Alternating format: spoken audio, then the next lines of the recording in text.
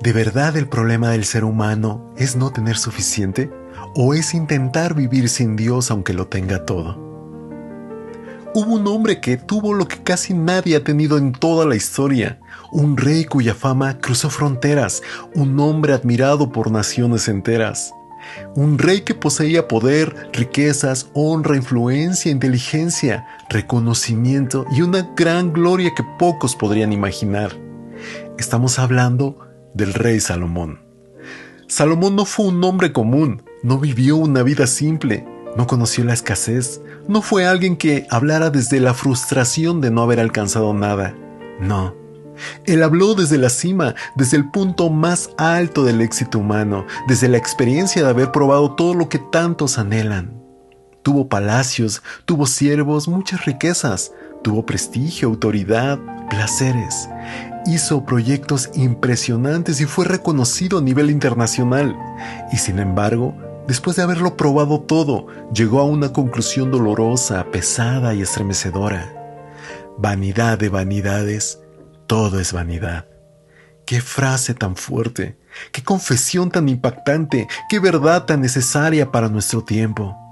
Porque hoy hay también personas que han alcanzado metas, que han logrado sueños, que han conseguido cosas que antes parecían imposibles, y aún así, cuando nadie los ve, cuando se apagan los aplausos, cuando termina el ruido del día, sienten ese vacío profundo dentro del alma. En este episodio vamos a entender algo vital. Sin Dios, hasta los mayores logros pierden su verdadero sentido.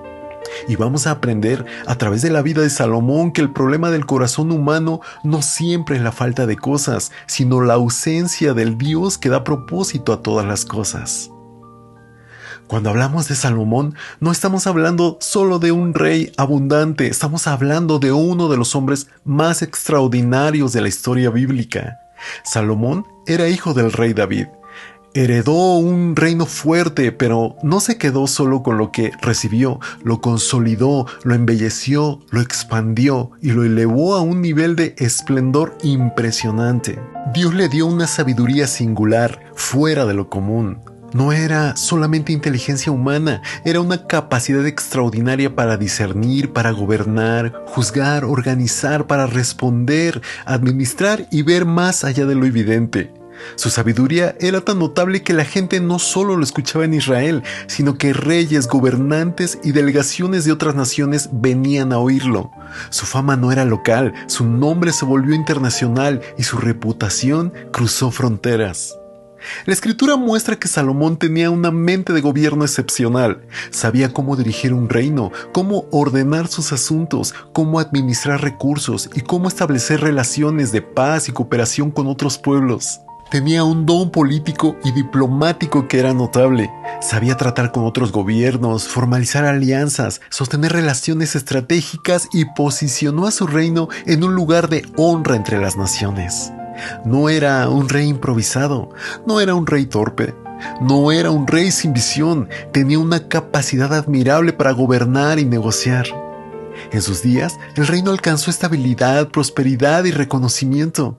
Había orden, había estructura, había abundancia y había influencia.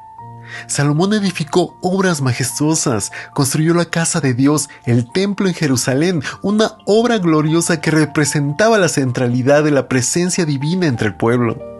También edificó su propia casa real, fortalezas, ciudades, sistemas administrativos y proyectos de gran magnitud.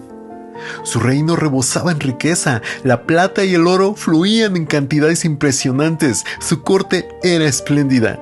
Su mesa real mostraba la abundancia, sus siervos, su organización, su manera de sentarse a la mesa, su gobierno, su vestidura, su estructura real, todo comunicaba la grandeza. Y no solo era temido o respetado, era un hombre admirado. La reina de Saba, por ejemplo, no vino a verlo por simple curiosidad, vino porque había oído de su fama, de su sabiduría y de la gloria de su reino. Y cuando llegó, quedó totalmente impactada. Lo que escuchó era grande, pero lo que vio con sus ojos fue todavía mayor. Imagínalo bien. Otros gobernantes querían escucharlo, observarlo, querían aprender de él, contemplar la magnitud de su reino. Salomón era una referencia, era una figura de admiración, era un hombre que muchos hubieran querido parecerse a él. Y sin embargo, aquí está lo más impresionante de todo. Ni siquiera una vida así pudo llenar el corazón humano sin Dios en el centro.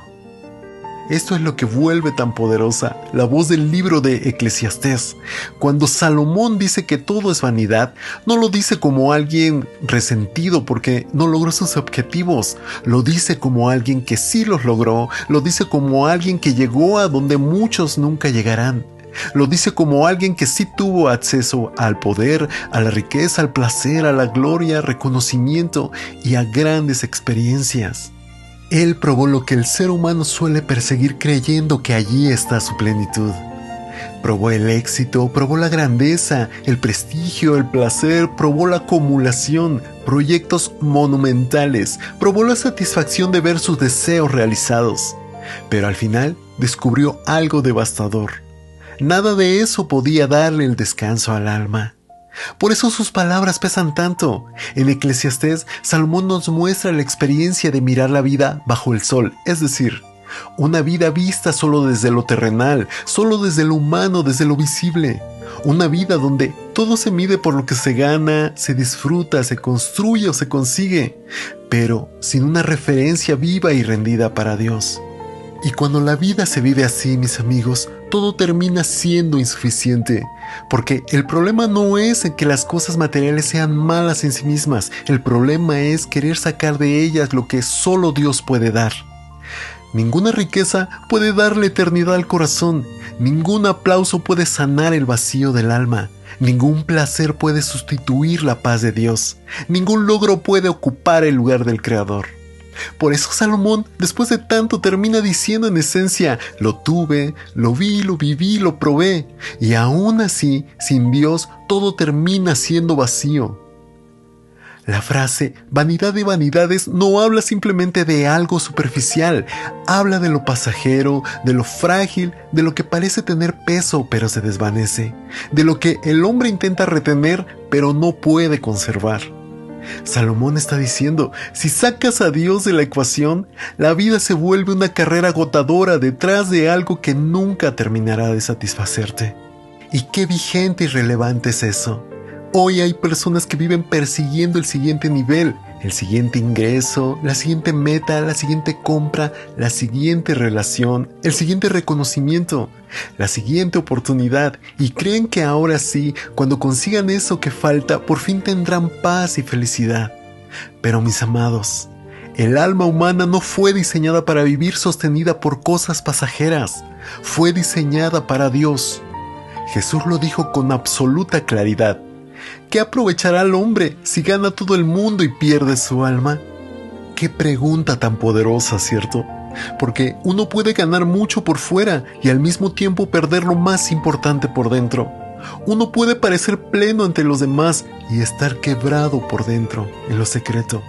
Uno puede tener una agenda llena y un corazón vacío. Puede uno construir una imagen exitosa mientras el alma se marchita lejos de Dios. Y eso fue precisamente lo que Salomón entendió al final del recorrido. La conclusión de Salomón: lo más importante no es tener sino temer a Dios. Después de recorrer tantos caminos, después de observar la vida, después de probar lo que este mundo ofrece, Salomón llega a una conclusión final, sobria y gloriosa. Teme a Dios y guarda sus mandamientos, porque esto es el todo del hombre. Esa es la respuesta, mis amigos. Ese es el centro, ese es el fundamento.